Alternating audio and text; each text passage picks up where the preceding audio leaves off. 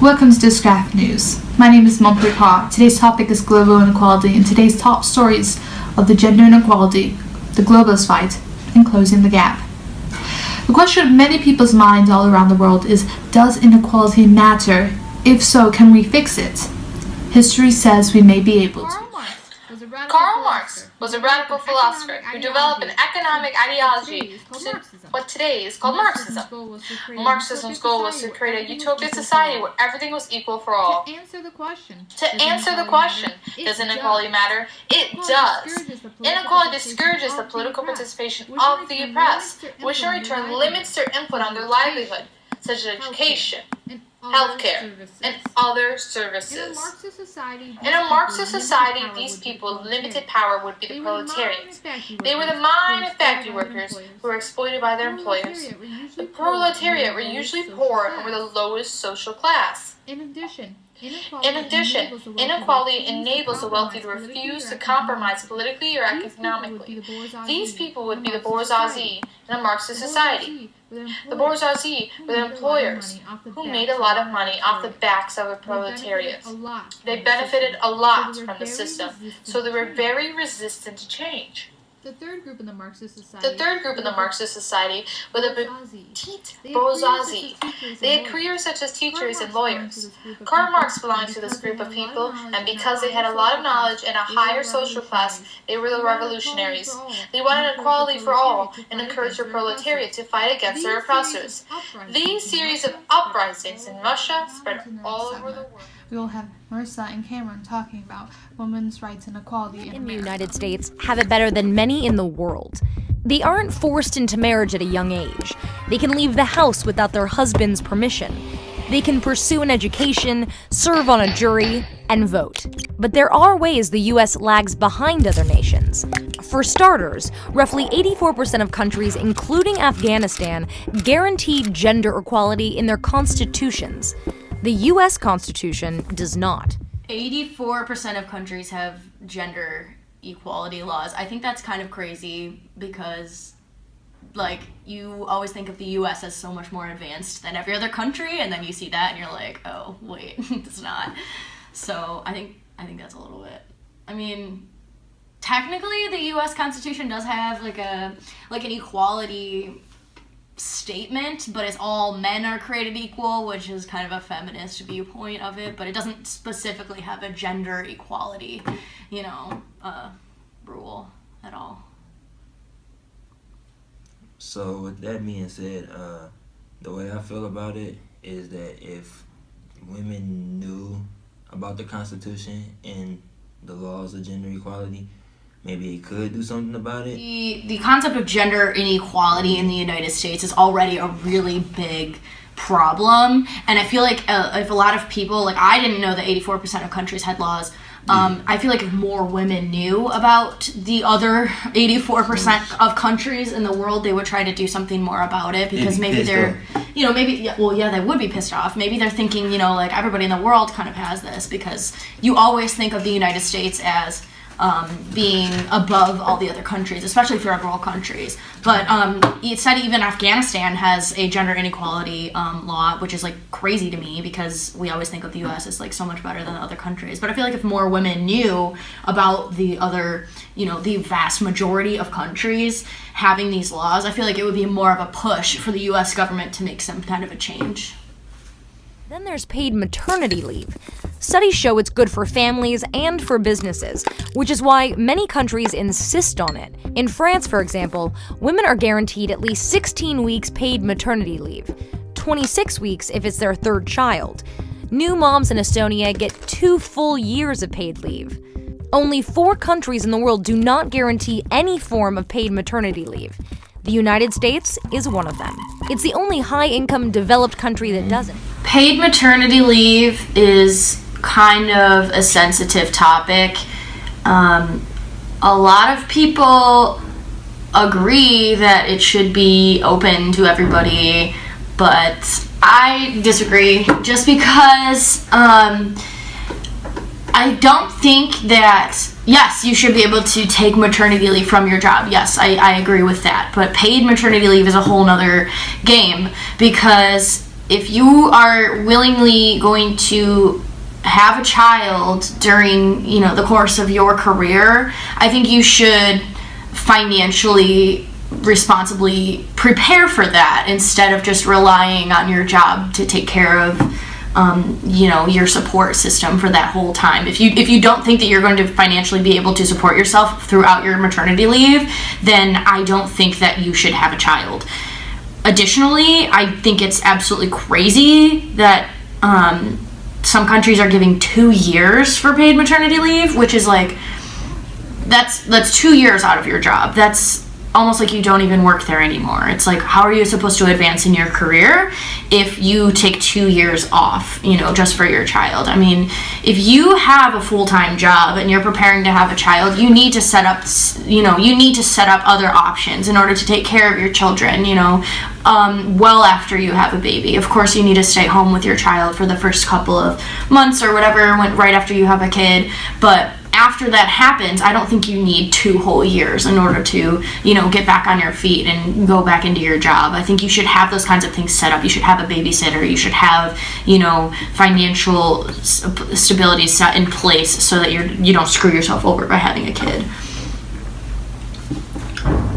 I honestly think that it's crazy that you get 2 years of maternity leave. That's ridiculous. In the U.S., there is no maternity leave. Well, there is maternity leave. It's just not paid. Yeah.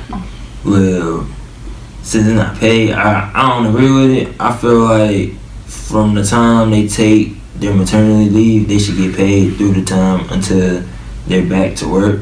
Because you never know what situation it is. It might be a single mother. It might be a family. It just needs to be some type of income for that baby and the mother, so that they don't have to. They at least have something before they really have nothing. Because if they're not able to get any other money from anywhere else, they still need something, and no mother wants to give up their child just because they can't take care of them and stuff like that. It just gives them a little bit of hope. According to the World Economic Forum, the U.S. ranks 65th out of 142 countries in wage equality. Higher on the list are Egypt, Russia, Thailand, Honduras, Ethiopia, and many more. In 2013, women who worked full-time in the U.S. were paid 78% of what men were paid in nearly every occupation. And that gap is even worse for women of color. Hispanic women in the U.S. earn just 56% of what white men earn. And then there's the question of who's the boss. After the 2014 elections, women held less than 20% of seats in Congress. And there are 4 men for every 1 woman on the board of the country's 500 largest corporations. Norway was the first country to instate a quota for corporate board seats, saying women had to fill at least 40%. Other countries like Spain and the Netherlands followed suit. Today, women in Norway occupy 40% of board seats on public companies and make up 40% of parliament. I don't even know where to begin right now. Okay. My uneducated opinion, because I do feel strongly about this topic, but I don't really know a lot as far as like the logistics goes. I am absolutely boggled as to why there is a wage gap to begin with. In addition, like why there's men and women have different wages, why it's women of color have less of a wage. 56 cents to every dollar, that's like almost half, and that's like a ridiculous amount. So my uneducated opinion is why. I can't wrap my head around it. I just don't understand. Whether that's because of the actual companies setting in place those laws, not laws, but setting in place those like stigma of like, we're just gonna pay those women less for a reason, because you can't, how do I say this? You can't like, it's unlawful to decline somebody a job or to pay somebody less because, like, specifically because of their race or because of their gender. But the fact of the matter is those people are still getting paid less. for some other reason that the company usually gives, is what I've come to understand by it. The other thing, what was the other thing they talked about? I had another thing to say, crap. Oh, the 40% rule that the other countries have set in place, where you have to have 40% women on, like, in seats of, like, public offices. I think that that's a pretty good idea because, you know, women do make up 40% or more of our population, and if they're going to represent, you know, especially in, like, the House of Representatives and the Senate, if they're representing our country, I definitely think that it should be an equilibrium of representation. I think there should be people of color, a certain number of people of color. I think there should be a certain number of women or men, you know, exactly, to represent our country, because as it stands, and there's a huge stigma around it, but as it stands, there, like, it's mostly men, white men, in the House, in the Senate, and those are the people that are represented in our country, and a lot of people are not happy about that because they don't represent our country as a country. They represent our country as how they perceive the world to be, which I don't think is good as a political seat to do when you're, you know, representing a country. Well, I'm just like her. My knowledge on it isn't up to par. But what I think about it is that women deserve same opportunity as men. It's just that the staff of whoever makes these rules are probably 100% men, so they're gonna always be one-sided. Whereas if it's kind of men and women, they both could actually have a say in it and either agree or disagree. But just for men to be in a certain position, they're just gonna always embrace men. They're not gonna embrace women. They're gonna think that women should be doing what women are stereotyped to do, is to clean and cook and just do all the house stuff, and it's just not fair. So this all ties in with gender inequality, and hopefully one day is something different. It can be men and women working together instead of men working against women. So now on to our next segment with Stephen Brown, who is the Vice President of Phi Theta Kappa and of many other organizations and works with an ambassador. He is going to be discussing the globalist fight, the pros and cons of it, and what we can do to work together to resolve the issues, or not the issues, but make people come together. So with globalism, there are some pros and some cons. The pros primarily being that it provides jobs in lesser industrialized nations. When the U.S. companies are outsourcing their jobs to other countries, they're creating opportunities for work in those countries. While the con of that is they're definitely exploiting those people. In many of these countries, there's no minimum wage. Although India just had one of the largest strikes in the world fighting for higher minimum wage, it's unclear whether most of these countries are going to get one. So it definitely has its pros and its cons. In America, that means that we can import cheaply made goods. With trade agreements like the TPP, we lower trade barriers, encouraging that kind of behavior from companies in order to import cheap goods. And 97% of what America sells is actually imported from other countries. We hardly produce anything ourselves anymore. Some other drawbacks are enforcing U.S. laws and unfortunate U.S. laws on other countries. Like within the Trans-Pacific Partnership Agreement, there's a clause that guarantees monopoly on biologics for up to 8 years, similar to a U.S. law that guarantees them for up to 12.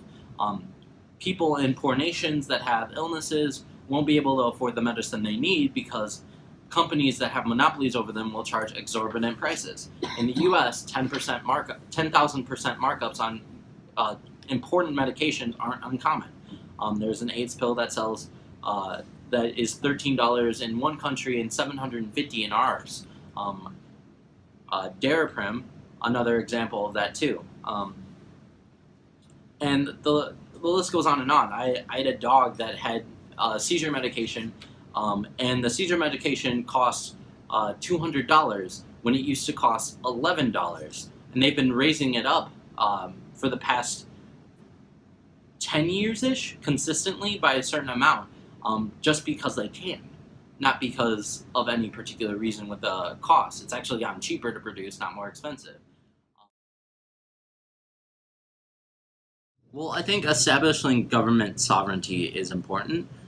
The TPP takes away U.S. sovereignty and gives it over to companies. So companies will be able to sue the U.S. for hurting their profit margins. That's kind of like really saddening, and they'll be able to do the same with other countries. You're giving away too much of our own power, the power invested in the people and our government, to corporations, which is never a good thing. And I think one of the things that we should do in order to protect ourselves as consumers and as citizens is take away that sovereignty and give it over back to our government and ourselves. How do we do that? Laws, regulations. There are so many different ways that you can give yourself and establish your own power. For example, environmental regulations like the Paris Accords. We putting on all these regulations on these corporations. Well, I mean, with the Paris Accords in particular, there's not that many concrete regulations, but well, in theory, though, you're putting on environmental regulation that these companies have to follow, and there's nothing that the companies should do. With the TPP, though, the companies can easily sue those countries for putting those regulations on. And, like, it's really... I don't think it would be particularly difficult for the U.S. government to put their foot down and say, hey, we're not going to give you this power. And as for another thing, another big thing to make globalism more positive is the labor laws in other countries. The U.S. actually has pretty substantial labor protections. But in those least industrialized nations, you need to establish things like a minimum wage, working conditions, all those sorts of things, and then you're on track to have better conditions for globalism to actually be more effective.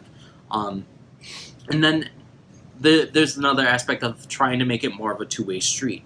These countries are completely dependent on U.S. trade. There's no other way that they can get out of these systems. And if they establish labor laws, who's to say that the U.S. won't cut support? Because at the end of the day, companies like that cheap labor, and companies have control over our U.S. political system. So companies aren't going to be happy when our government doesn't stand up to a smaller government saying, hey, we're not going to let you treat our workers like this. So I think that's like the big 3 things that you can do to reduce the negative impacts of globalism.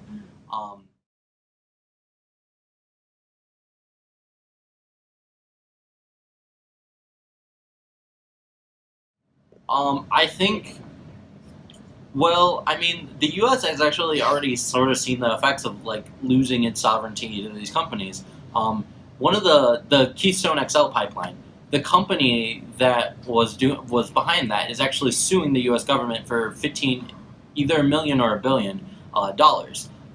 And that's not going to stop. Once the TPP passes, which is very close to being ratified, although the president-elect is very, very against it, so that's a good thing. And Congress right now is a sitting duck Congress and won't vote on it, but so the chances of it being ratified are still high, but not as, like, inevitable as they seemed before. But I think if it does pass, Americans are going to see the effects of it really quickly. Companies are going to start suing America, and that's going to be big news, especially with the Paris Accords, because I don't think at this point we can get out of not ratifying those. So I think Americans are going to see companies sue and sue and sue, and all this power being taken away from the U.S. and our debt increasing really rapidly. And I think that is going to be like a wake-up call to Americans and sequentially politicians to put their foot down. But without that happening, I don't see politicians going and saying, hey, it's okay if we take away, it's okay if we, I don't see politicians turning around and saying it's okay to give ourselves back our sovereignty and power. Here on Schoolcraft College campus, we interviewed several students. They brought up things like economic inequality, racial inequality, education inequality, and gender inequality. And then they discussed ways to fix the problems. And here is some videos of it. So how would you close the economic inequality gap? So one way would be to put more money in circulation with most of the population. So big corporations can do profit sharing so that whatever they make, a bigger percentage of it would go into the employees so that they would be making more money and also putting more money into the system. I think that like maybe businesses and corporations, maybe we could get like some laws, but like not regulations, but more encouraging businesses and corporations to provide more opportunities, maybe have a little bit of a tax break or something for providing opportunities to the poor, showing them the successful like traits of a person, and kind of reaching out to the poor communities to try to bring them, like give them the same education and the same knowledge that maybe someone that would be in a successful field would know. Yeah, I agree. We should try to make sure that some of the 1% people are paying it forward to others, so we can kind of close the gap and make sure that people who are a little bit poorer can get education for jobs in the future and stuff like that. Yeah, the goal is to make that 1% into like 50 or more. Yeah, that's a goal. So. Okay, so how do you think that we can end stigma against the LGBTQ community?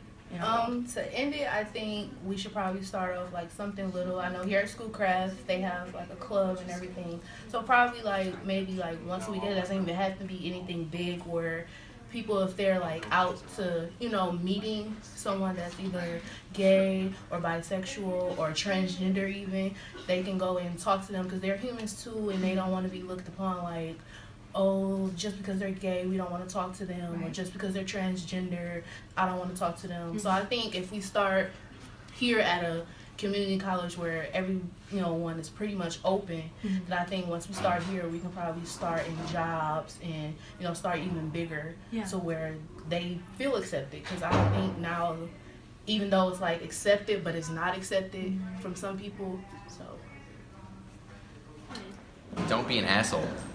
Steven, I just think that we should have mandatory military service that can provide a lot of opportunities and give like housing, school to people that maybe wouldn't be able to get it as easy, and they just provide opportunities to grow, and you can use experience you use in the Army and civilian life, and they provide a lot of opportunities. And that's pretty much it. That's the Scrap News for tonight. This is Monpreet Kaur, hoping your news is lit news.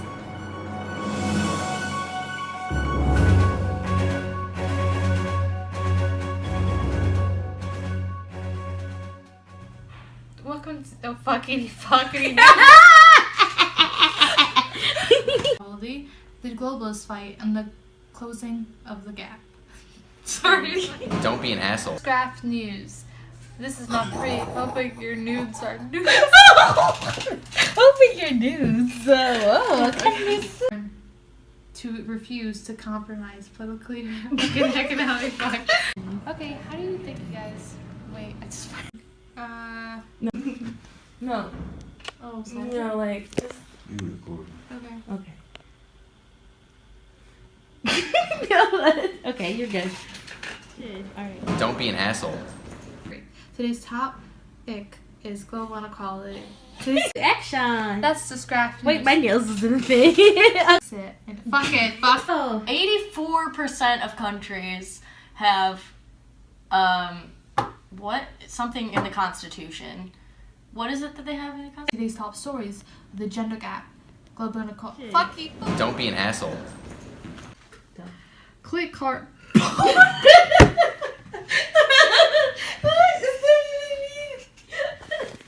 Top stories are the gender gap, the fucking wondering the question about whether the fucking thing. Karl Marx was a Fuck. No. Don't be an asshole.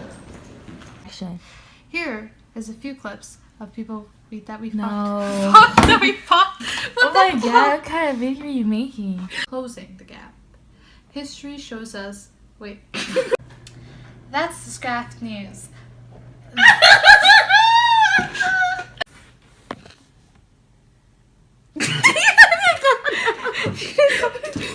Go! Able to fix it. So here are some stories about that shit. Fuck. See to get that. Hello, welcome to Discord. Oh my god! Sorry, Siri. I thought that was gonna be. Oh, it's recording. Okay. Whether global inequality is. Don't be an asshole.